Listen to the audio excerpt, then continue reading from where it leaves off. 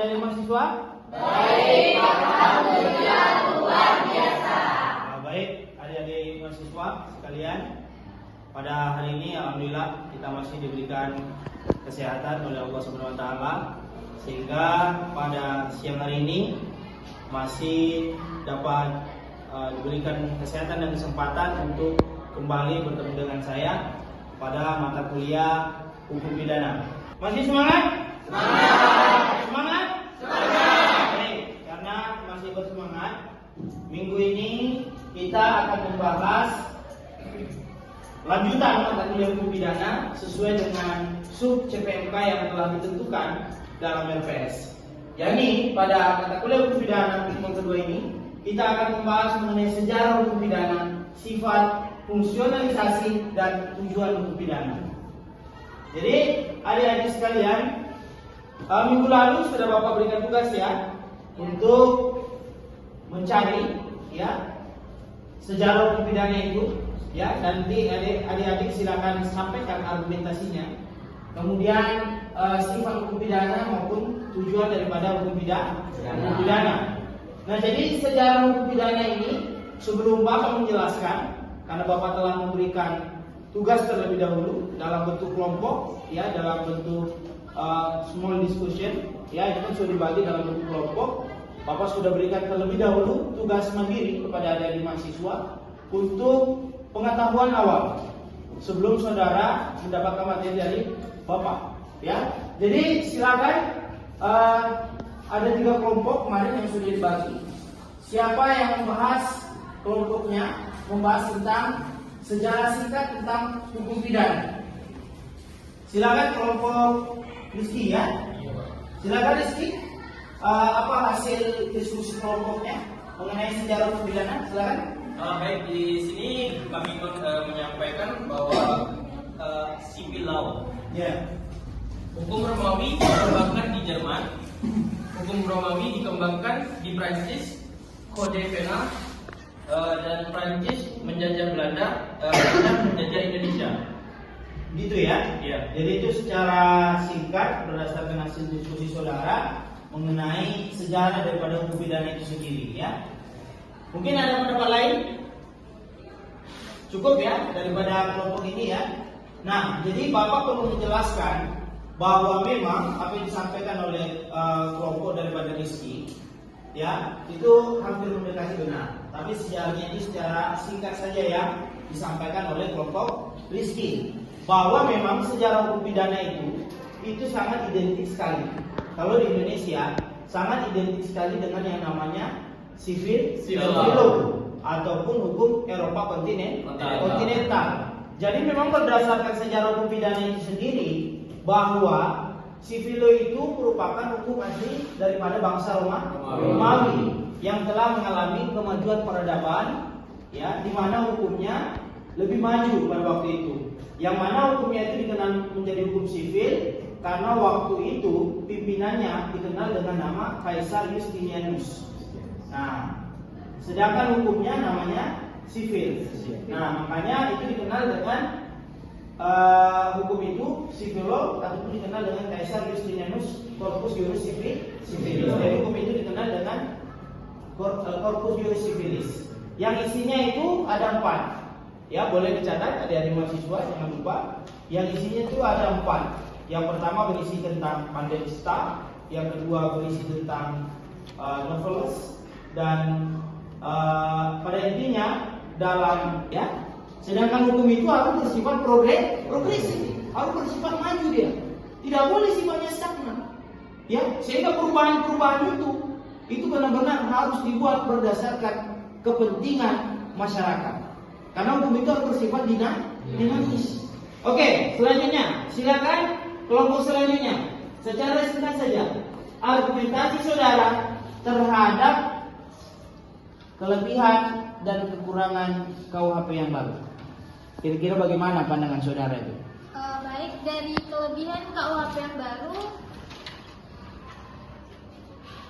ada pembaruan dan penyesuaian. KUHP baru mencerminkan kebutuhan masyarakat modern dan perubahan sosial dengan menghapuskan beberapa pasal yang dianggap tidak relevan dan diskriminatif. Yang kedua, yakni KUHP baru lebih menekankan pada perlindungan HAM, termasuk pengaturan tentang tindak pidana yang berkaitan dan kebebasan berpendapat dan perlindungan terhadap kelompok rentan. Yang ketiga, ada beberapa tindak pidana dirumuskan dengan lebih jelas dan spesifik, memberikan kepastian hukum yang baik. Dari segi kelemahannya, KUHP yang baru ada pasal-pasal yang bersifat kontroversial. Yang kedua, ada potensi penyalahgunaan pasal, dan yang ketiga ada kekaburan definisi. Selanjutnya, kurangnya sosialisasi kepada masyarakat.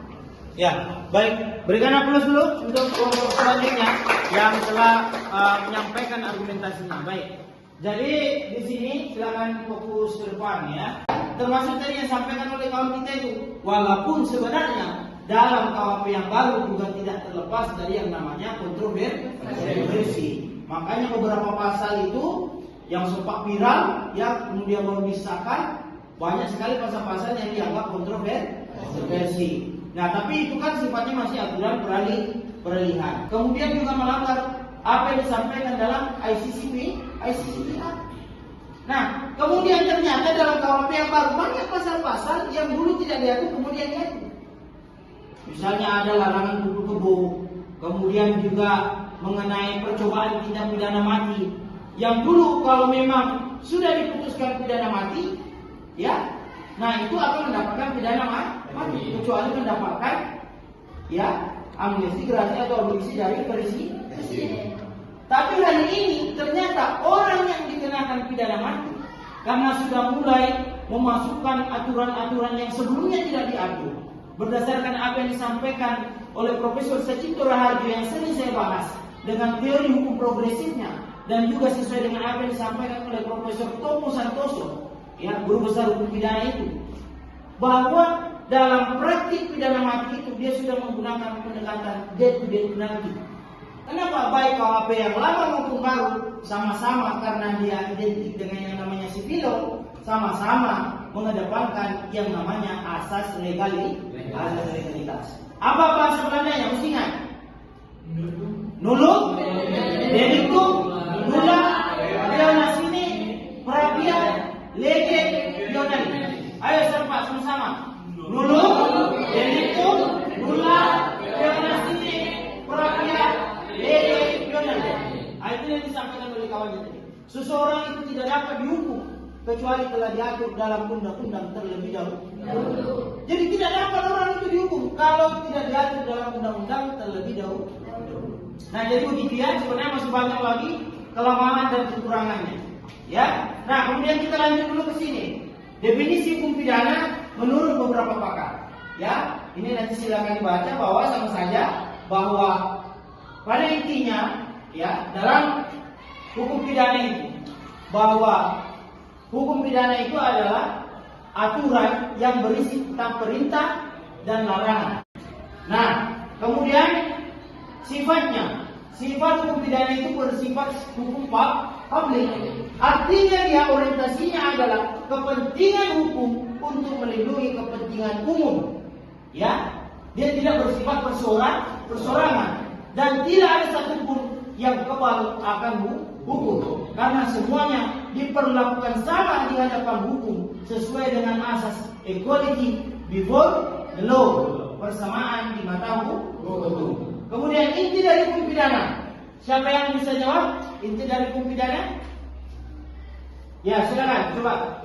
Apa inti hukum pidana? Silakan isi. Perbuatan yang dinyatakan terlarang. Yang kedua, syarat seorang dapat dikenakan pidana.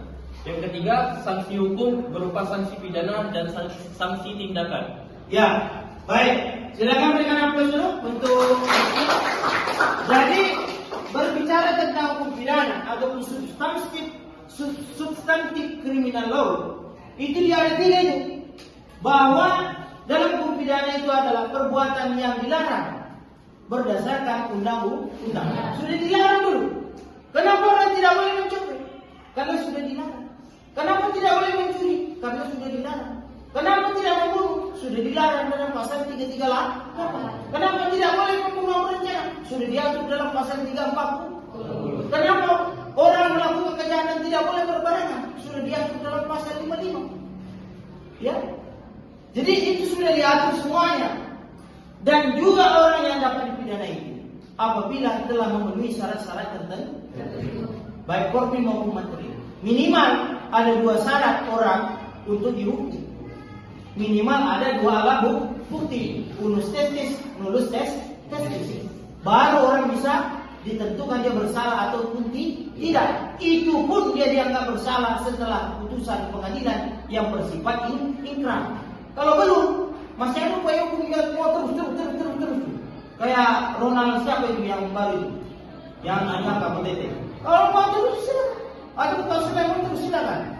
Nah, tapi kalau sudah selesai, sudah ingkrah, maka semuanya harus mematuhi ya hukuman yang telah ditetapkan oleh pengadilan. Kemudian sanksinya berupa sanksi pidana. Itu jelas sesuai dengan yang saya bilang tadi. Apakah dia kurungan, ya? Apakah dia pidana penjara, ya, seumur hidup dan seterusnya? Apakah dia pidana mati?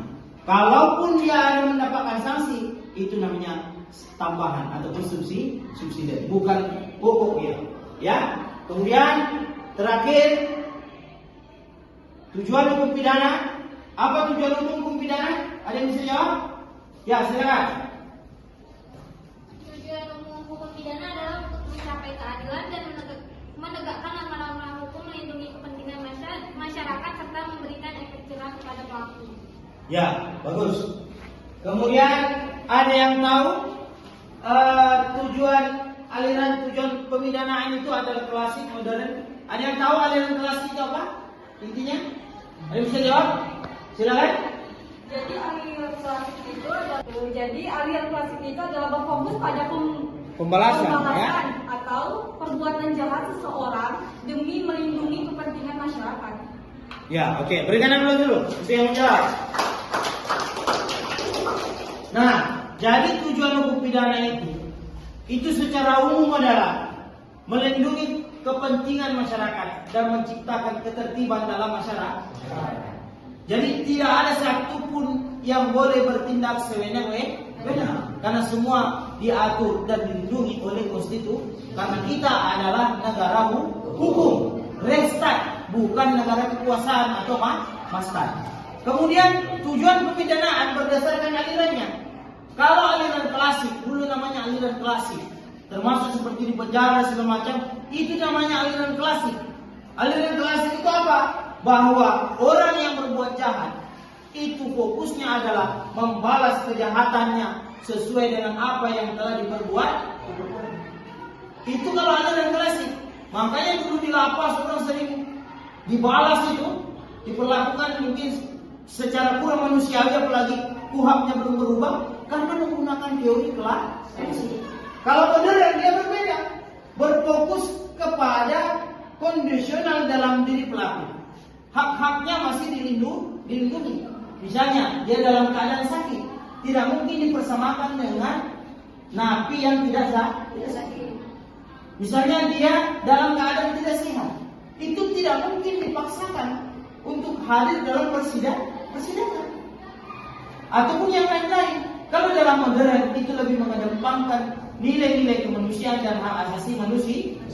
Nah, kalau dia gabungan, itu dia menggabungkan aliran klasik dan modern, itu memperhatikan aspek perbuatan kondisi daripada pelaku itu secara seimbang. Jadi dia diseimbangkan hak dan kewajibannya. Nah, tidak juga diberikan pembalasan secara total dan tidak juga diberikan kewenangan secara cuma-cuma saja. Jadi semuanya diseimbangkan itu. Kalau itu dia aliran gabungan ataupun neoklasik. Nah, saya pikir mungkin minggu ini cukup dulu, ya. Mungkin ada lagi yang ditanyakan? Itu cukup? Cukup ya. Nah, saya pikir inilah yang dapat saya sampaikan pada pertemuan perkuliahan hukum pidana pada hari ini. Lebih dan kurang, Bapak mohon maaf. Sekian dan terima kasih. Wassalamualaikum warahmatullahi wabarakatuh.